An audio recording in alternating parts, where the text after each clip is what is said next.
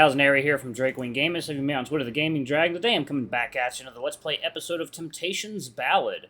So yeah, I want to go ahead and let y'all know that I'm an affiliate of Green Man Gaming. What that means is that there's going to be a link in the description of each video. You click that link, you go to their site, you get discounts on all the latest and greatest games, and I get commission for whatever y'all buy.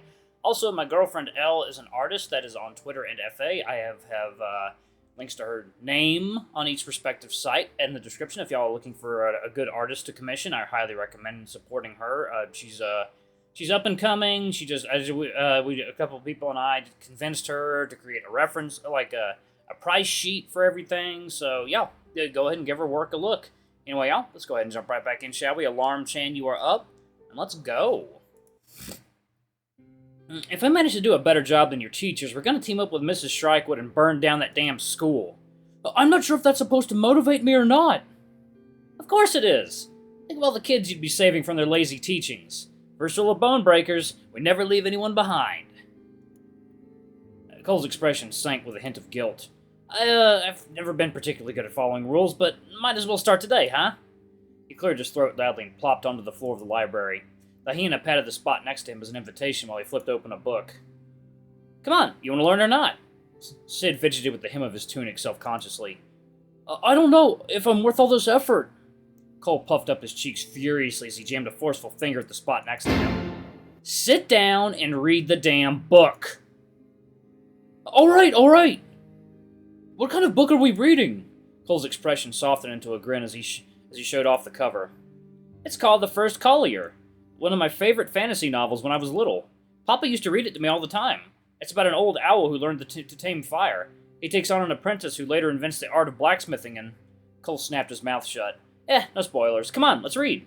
Despite Cole's contagious enthusiasm, Sid found himself shaking with anxiety as his eyes desperately scanned the pages. He gulped. Okay. I was born into a time of chaos and everlasting? Sid struggled to focus on the words as a light headache began to set in. Strange enchantments? Cole cleared his throat. You skipped a few sentences there, buddy. Oh, sorry, my bad. Sid rubbed his eyes and looked back at the tiny text on the page. He spent another solid 5 minutes stumbling over the first few sentences before being hit with the realization that he had no idea what he just read. Sid dropped the book back onto his lap with a dejected sigh. Listen, Cole, I appreciate your help, but maybe I'm just not cut out for this. Cole watched him thoughtfully, scratching his chin. Explain to me what you're seeing when you look out on this page. Huh? Well, I can see words, but the letters feel like they're jumping around whenever I concentrate on them. The text is so tiny, too. My eyes start to water and it gets really hard to focus. Tell you what. Sid yelped as he felt Cole climb over his leg and sat snugly between his legs. The small hyena held the book in one hand, observing it for several moments before snapping his fingers. Oh. Sid gasped as the words glowed and literally slid off the pages of the book. Colorful wisps of illusion magic wove itself into the air as illustrations came to life in front of him. How big do you want the text? Is this good? I can make the handwriting less wavy too, if that helps. Yeah, this is a lot better. Sid cleared his throat and stared at the glowing letters in front of him. Times are different now than they were when I was young. Cole's fingers danced with more illusion magic. As Sid read aloud, each line of text slid upwards to reveal the next in large bold lettering. When he got to the part of the story where the protagonist encountered his first forest fire, the illusions danced to life to illustrate a sea of trees and flame. Oh, this is adorable. All his timid insecurities were forgotten as Sid became enraptured in a novel for the first time in his life. Out of the corner of his eye, he saw Cole watch him with a satisfied smile as he pulled more illusions to accompany the tale. Sid's heart trembled as he allowed himself this tiny bit of pride and joy. Oh, bunch of cuties! The little reading session went on for what felt like hours. Sid read and read until his voice became hoarse, but he wanted to keep going. At some point, Cole's illusions began to flicker with fatigue, and they were forced to stop for the day. Before they left the library, Sid pulled his friend into a firm and grateful hug. Hey, thank you for all this. I don't know, but for the first time in my life, I don't feel like I'm unfit to just be here. Cole had flushed a light shade of pink before clearing his throat loudly. Yeah, whatever. I'm just helping out because I want to spite your asshole teachers. Remember, you gotta help me burn down their offices sometimes in the future. Got it? Sid let out a small laugh. If you really want to. I'd go anywhere you need me to be, boss. That's a promise. Oh. Meanwhile, in the back of the library, in the for adults only section, Artemy let a horrified gasp and tossed her book to the floor. What is this filth? I had no idea such literature existed. Artemy rubbed her eyes in horror in an effort to purge the words from her sight. Cole was right. Maybe I wasn't ready for this. I must cease my reading at once. A holy knight shouldn't be anywhere near such gross and obscene nonsense. Artemy took several steps towards the exit before glancing back sheepishly at the book on the floor.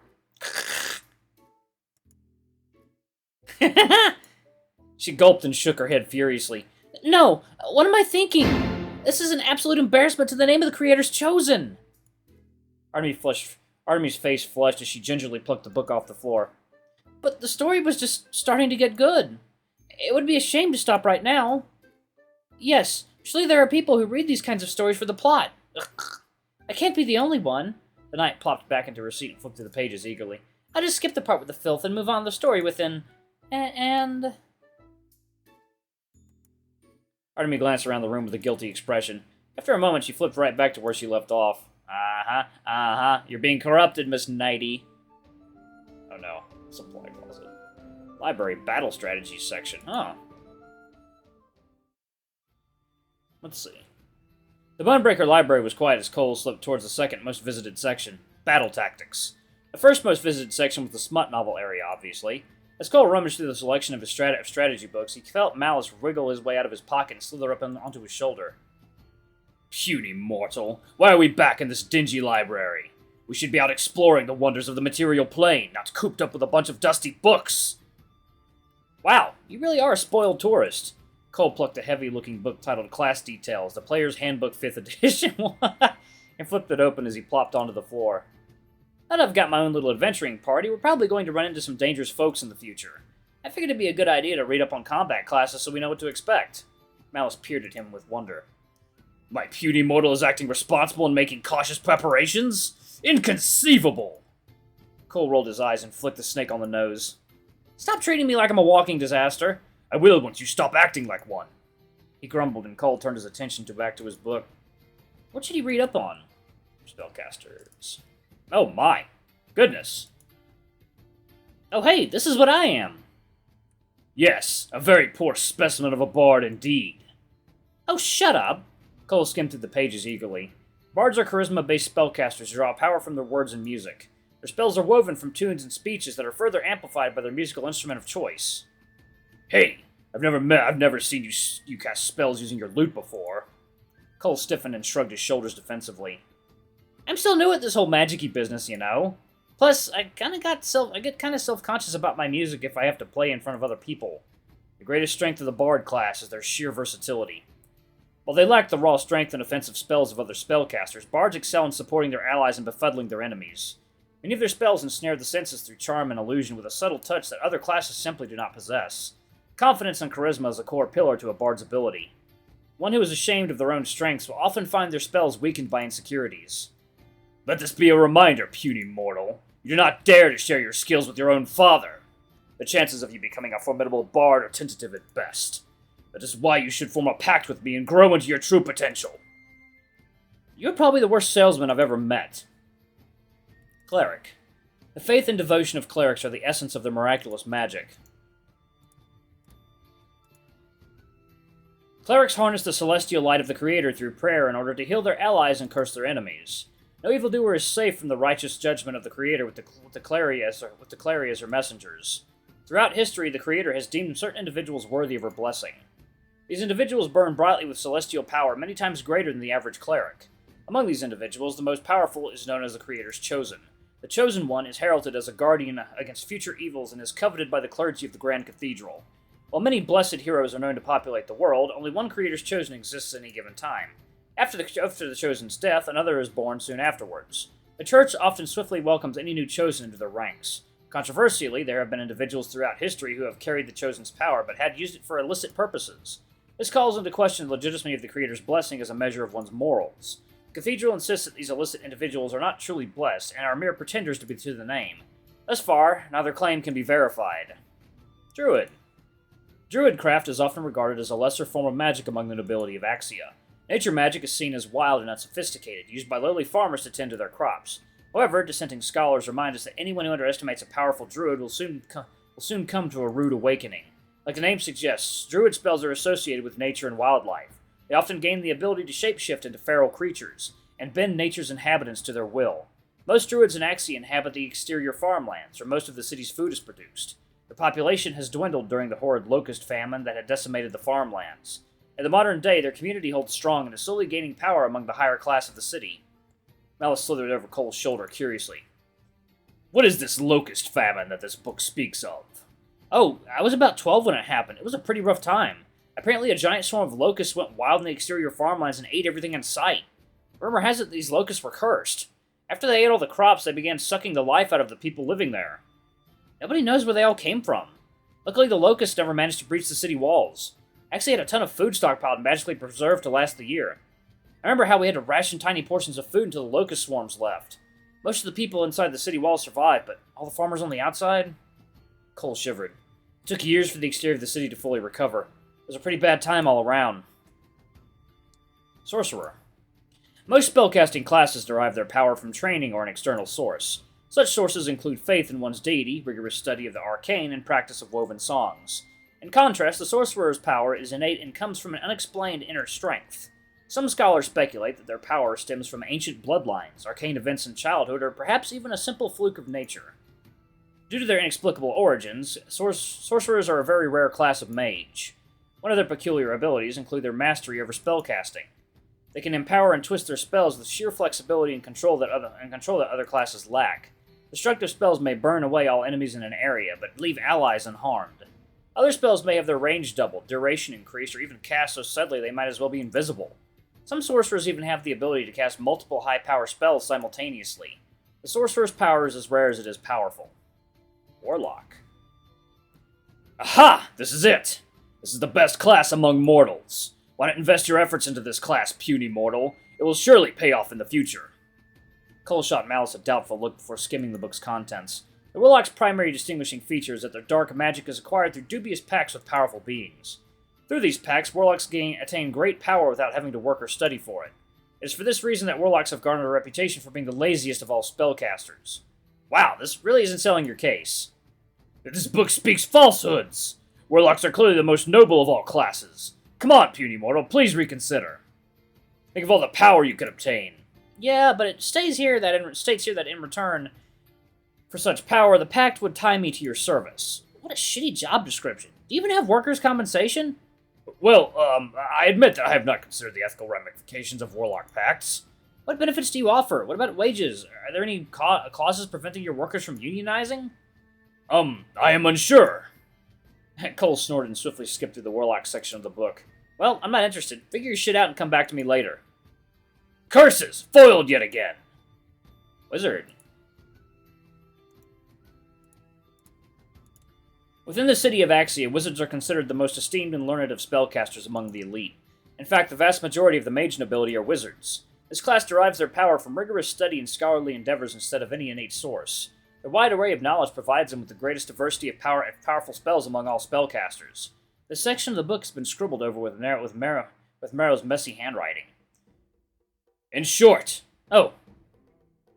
wizards are all fucking nerds. Sure, they've got fancy magic, but they spend most of their time studying like useless shut-ins. Have you ever seen a wizard at the gym, or even do a single squat? I don't fucking think so.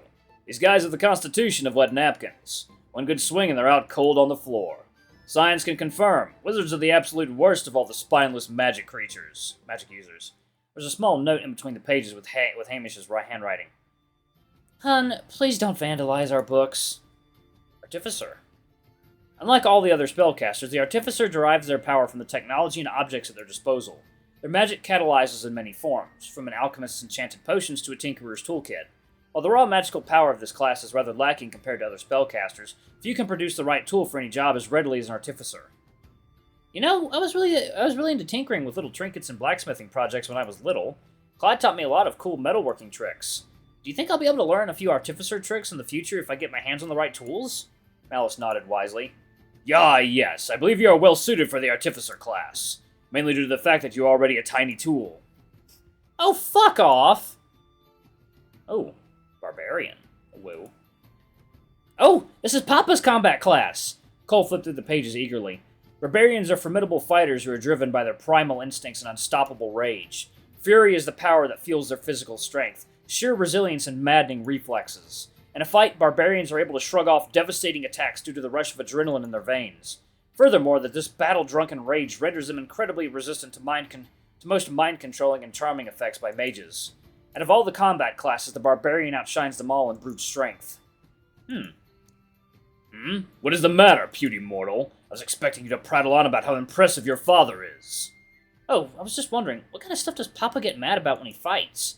I don't think I've ever seen him genuinely angry before.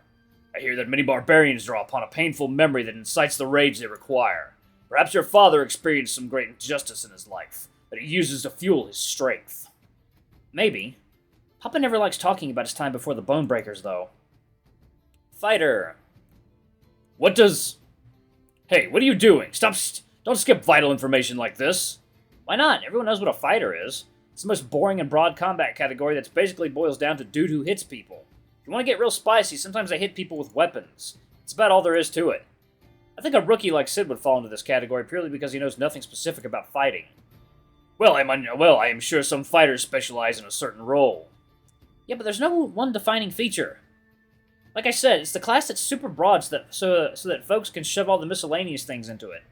Moving on. Monk. Actually, I'm gonna pause it right here. Yeah, it's about time to stop it anyway. Alright, thank you all so much for watching. Don't forget to like, comment, subscribe, ring that notification bell. Leave a super thanks, sure to if you can, it always helps. Until the next video, I love you all. I'll see you next time. Bye-bye!